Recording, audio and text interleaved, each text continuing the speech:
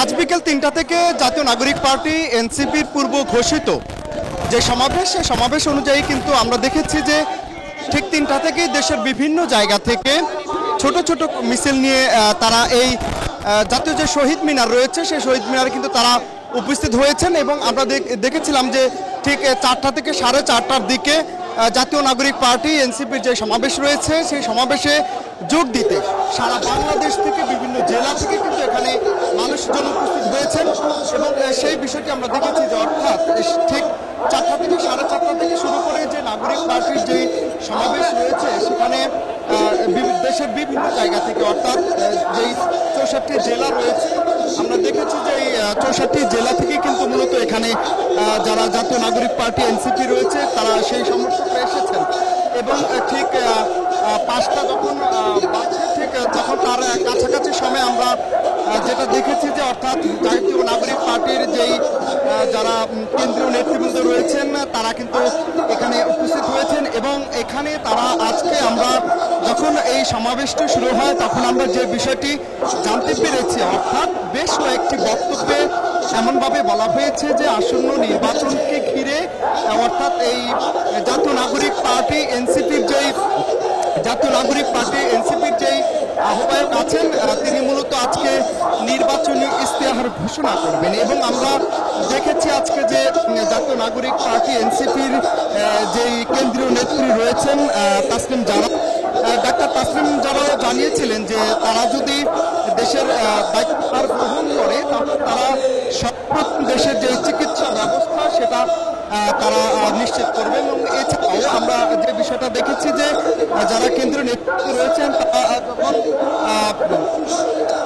তারা যখন বলেছিলেন যে আসলে তারা যদি এই দেশের দায়িত্বভার বা কখনো ক্ষমতা আসতে পারেন তাহলে এই অভ্যুত্থানের পরবর্তী সময়ে দেশের যে সকল সংকটময় বিষয় রয়েছে সেগুলো তারা সমাধান করবেন। এবং সেই সাথে একটা বিষয় উল্লেখ করতে চাই যে আজকে তাদের এই সমাবেশে তারা দেশের যে সকল সম্ভাবনাময় বিষয়গুলো আছে সেগুলো তারা তুলে ধরেছেন। এবং সেই সাথে তারা ভাষা বলেছেন যে তাদের বেশ কিছু দাবি দেওয়া রয়েছে অর্থাৎ তাদের দাবি দেওয়ার জিনিসগুলোর মধ্যে যে বিষয়গুলো আমরা স্পষ্ট হয়েছি তাদের বক্তব্য অনুযায়ী তারা বলেছিলেন যে আসলে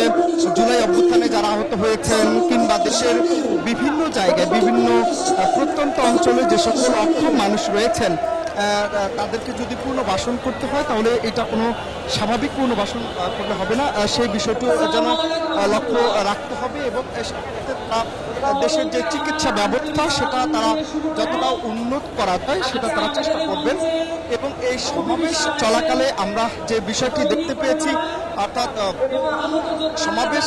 এই চলমান অবস্থা আমরা যে বিষয়টি দেখতে পেয়েছি যে একটা পর্যায়ে এসে কিন্তু কানায় কানায় পূর্ণ হয়েছে